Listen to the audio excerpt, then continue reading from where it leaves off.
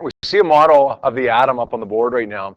And of course, in that atom, there's three components. What is it that's in the middle? This thing that, not really drawn to scale because it's really a lot smaller than we have it drawn here. What is that thing called? Cool? Yeah, it's the nucleus. And what is it that we have inside that nucleus? Two things, two kind of sub-pieces or subatomic particles. Yep. Yeah, we got neutrons and protons.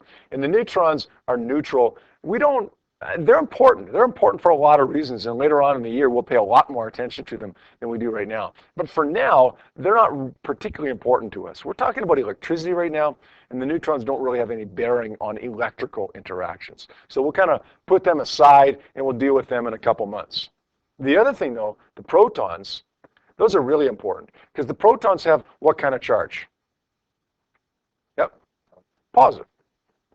They have charge, and it's positive. In fact, if we look at our data sheet, the charge of a proton would be plus 1e. What's that E stand for?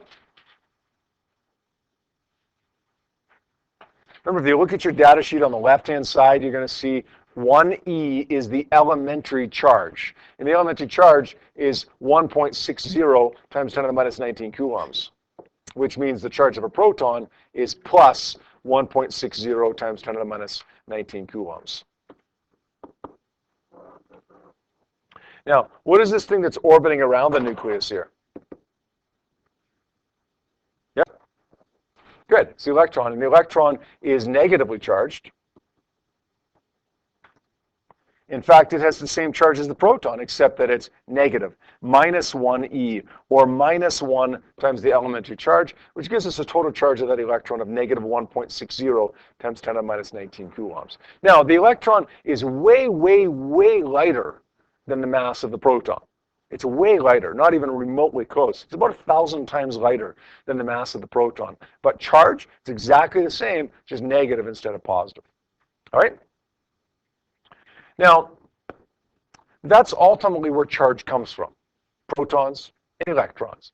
But if we have a positively charged object, like a balloon, let's say, that's positively charged, or a piece of plastic, okay, you ever seen the demonstration where you rub a comb against your hair and then you bring it nearby a little stream of water? You ever seen that? The stream of water curves. Ever seen that? If you haven't, try it at home tonight. Hey, comb your hair, like just rub the comb back and forth, back and forth, back and forth on your hair. Develop a charge on that comb. Have a little narrow stream of water coming out of a tap, and bring that comb nearby the water. Don't touch the water. Just bring it nearby the water. You're going to see the water curving. Okay, the water's going to bend towards the comb. If you have a negatively charged comb, it doesn't mean that you have just electrons on that comb. It just means that you have more electrons than protons. You've always got protons. Okay? But if you have a negatively charged object, you've got more electrons than protons. Now, on the other hand, if you have a positively charged object, it doesn't mean that you don't have electrons. You almost always have electrons and protons, and neutrons for that matter. But when you have a positively charged object, it just means that you have more protons than electrons. Now, how exactly can you get more protons than electrons, or more electrons than protons? Something has to be able to move. Something has to be able to be transferred from one thing to the other. If something's going to move, one of these charges, protons or electrons, are going to move. Which one is it going to be? Right? The electrons. Why? Why is it that electrons can move around fairly easily, but yet protons can't move around very easily? Yep. Yeah. Look back at our diagram. Protons are in the nucleus. They're held together by this force that we call the strong nuclear force, and we'll talk more about that force in our last unit, in our last week or two of Physics 30. That strong nuclear force pulls protons towards protons and pulls protons towards neutrons. It attracts them all together, and it's a pretty strong force. That's why we call it the strong nuclear force. Keeps that nucleus together, keeps the protons from leaving. That's a lot stronger than the electric force that keeps the electrons orbiting around the nucleus. Now, they're held in place, but not nearly as strong as the protons are. So if something's going to move, then it's going to be the electrons that move, because Again, they're not as tightly bound to that nucleus, right? All you got to do is rub them a little bit, give them a little bit of kinetic energy, okay, liberate the electrons from the atom and move to another one.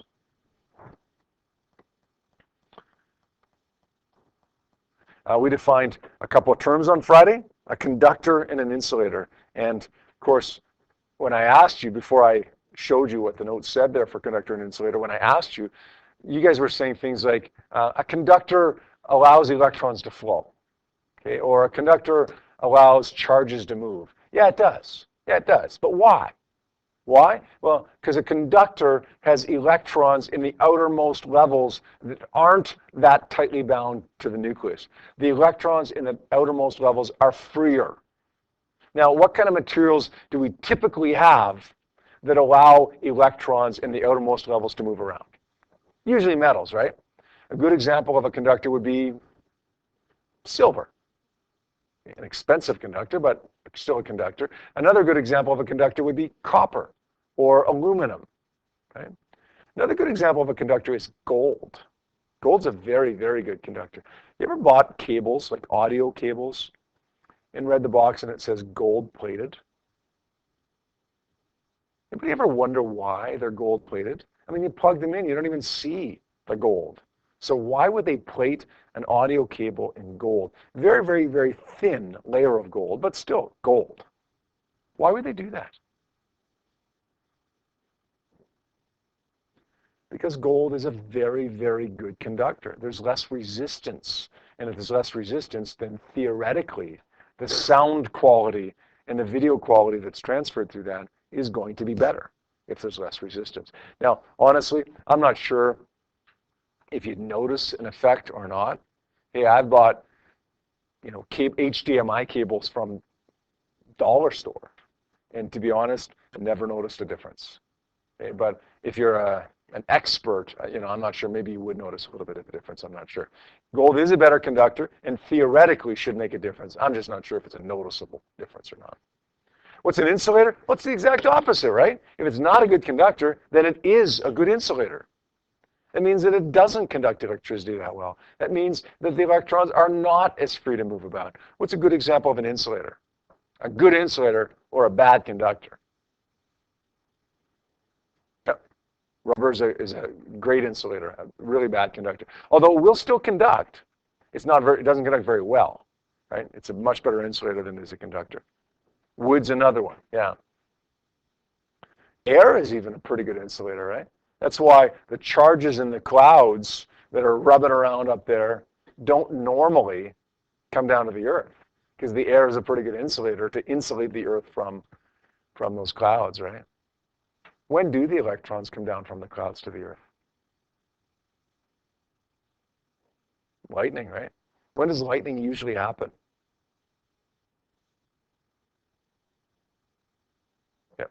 When it's raining or when it's particularly humid. Sometimes you get like sheet lightning on those hot summer days when it's really, really humid. Okay. Well, the humidity, the moisture in the air makes the air a better conductor. So it's a lot easier for the electrons to move down to the earth when the air has moisture in it, when the air is a better conductor. So you're turning the air from a really good insulator to a pretty good conductor when you add that moisture to it. That make sense? And finally, on Friday, we did these 3 laws of electric charge. First two, I think, fairly obvious. Opposite charges attract each other. Like charges repel each other. Kind of like people sometimes. Kind of like people in relationships sometimes. You ever see sometimes like two people, maybe they're dating, maybe they're just friends, okay, whatever. And they're not getting along very well. And sometimes people say they're not getting along because they're too much alike, right? They need to have some differences. They're too much the same, and they just can't get along. Well, sometimes like people repel each other. Sometimes you need opposite people that are different from each other to attract each other sometimes, okay? Opposite people attract each other. Opposite charges attract each other. Like people sometimes repel each other. Like charges will repel each other. Now, the third one is charged objects attract neutral objects. You don't necessarily have to be opposites to be attracted to each other, but you got to have something different, right? Somebody's charged, the other one's kind of neutral. Not opposite, but not exactly the same. You understand when you're talking about charges, charges don't attract neutral. Protons don't attract neutrons. Electrons don't attract neutrons. Charged objects attract neutral objects. And you're going to see why a little bit later today, why you have to have that word object in there, why it can't just be a neutron or something that's neutral. It has to be a neutral object. All right, this is new. One more law.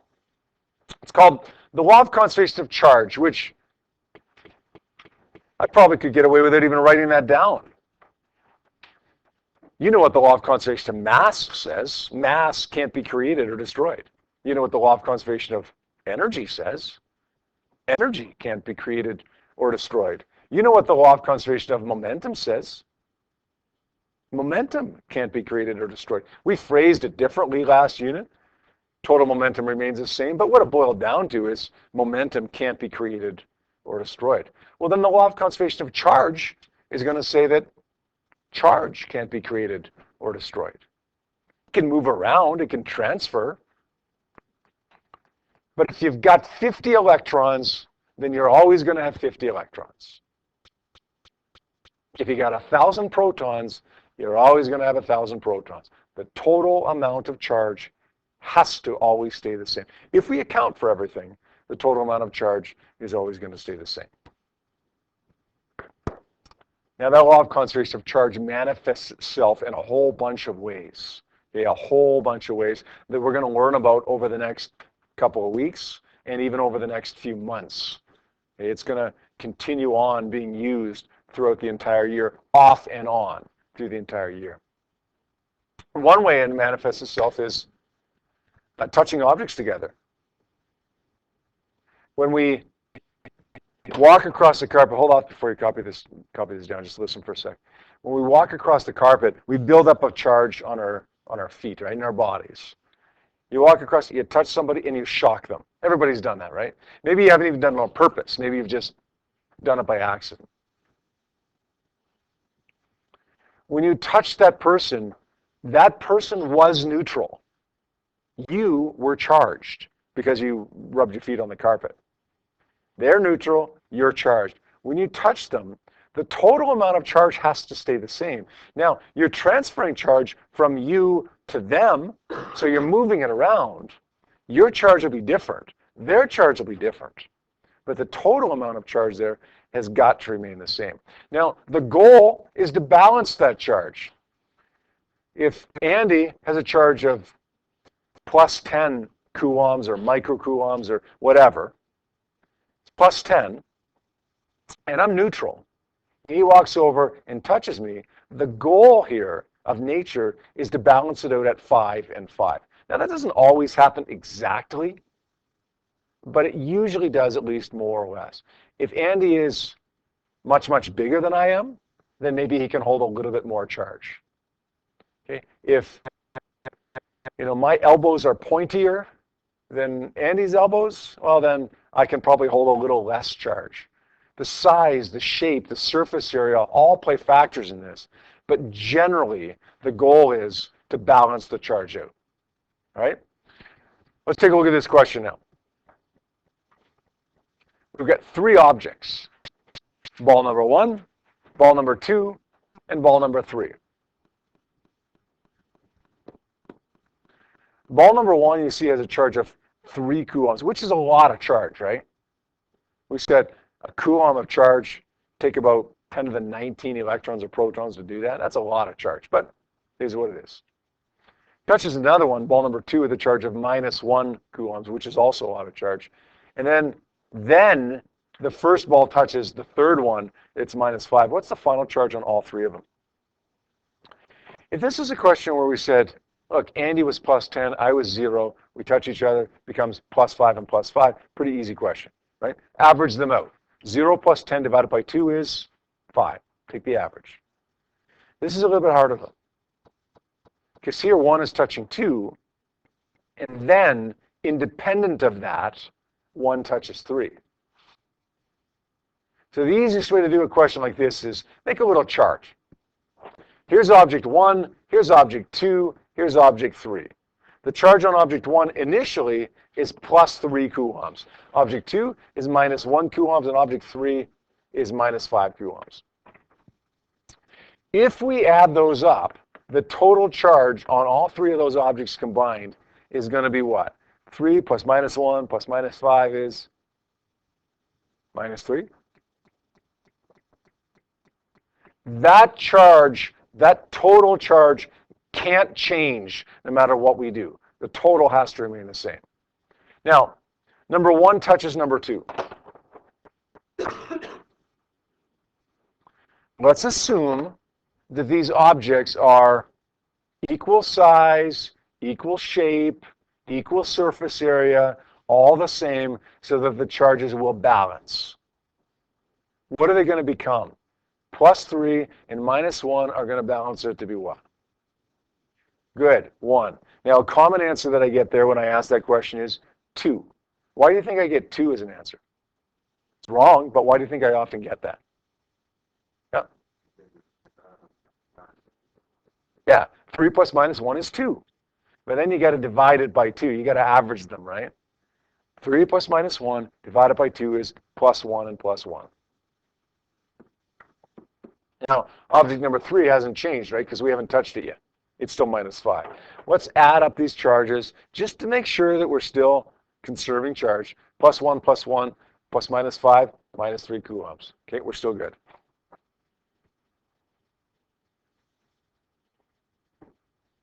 Now it says 1 touches 3. 1 touches 3. Plus 1 minus 5. What are they going to balance it to be? Assuming equal size, equal shape, all those things, right? What are they going to balance it to be, Cole? Negative 2. Plus 1 minus 5 gives me minus 4. Divided by 2 gives me minus 2 and minus 2. Now, object number 2 is still plus 1 because nothing else happened to that. So the final charges are minus 2 plus 1 and minus 2. Let's just make sure. Let's add them up. Minus 2 plus 1 minus 2 gives me minus 3 coulombs. We're good to go. That makes sense? Charge has to be conserved. Now, that's a fairly trivial example of the law of conservation of charge. Okay. There's a lot of situations that can be described by this. This is one. And we'll talk about more as the days and weeks go on here. Here's what I'd like you to do right now. Take a look in your worksheet / multiple choice booklets that I gave you at the beginning of the year. For multiple choice number 32, I'm going to ask you please to submit multiple choice number 32 on your submission forms on your phone. Submit it as number 1. Good news. Every single one of you that responded to this picked the same answer. Now, that's good news if it's the right answer. Bad news if it's not the right answer. It is the right answer. Okay. We've got 2 conducting spheres, identical surface areas. Sphere A has a charge of 4.5 microcoulombs. That's not uncommon to see. In fact, that's very common to see microcoulombs. A microcoulomb is 10 to the minus 6 coulombs. Why do you think it's so common to see microcoulombs? Yeah. Yeah, coulomb is such a big unit of charge, right? It's like saying using a distance measurement of a light year. That's a huge unit of distance, right? It's not very common to see that. It's a lot more common to see kilometers or meters because a light year is so big. Okay? So we often see microcoulombs. Hey, here's a microcoulombs again. Here's a negative 2.40 microcoulombs. Here's a centimeters. All kinds of things that we got to draw attention to here. In the end, the microcoulombs doesn't really matter here because when all you're doing is averaging, it doesn't matter what units you're in, right? Now, if you're doing a calculation other than averaging, it would matter. Okay, but right now, for averaging them, it doesn't. All we're going to do here is say 4.5 microcoulombs plus negative 2.40 microcoulombs. Divide that by 2. You get 1.05 microcoulombs. None of you did this, but a fairly common answer for this is B. Where do you think that comes from? Why would people pick B? They add them up, they don't divide by 2, right? Okay, got another one for you. This one's numerical response. Not going to have you bother submitting this one because it's numerical response. Just sit there at your desks for a couple minutes and see what you can do with it, and then we'll take a look at it as a group. Who's got an answer for this? Andy got an answer? Andrew's saying 2.52 times 10 to the 2. He's going to express that. Remember, A decimal BC times 10 to the D.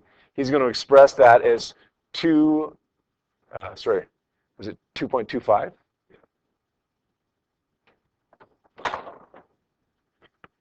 He's going to express that as 2252. Now, we could have been asked to express that as B times 10 to the W. If it was B times 10 to the W, then you would have written 2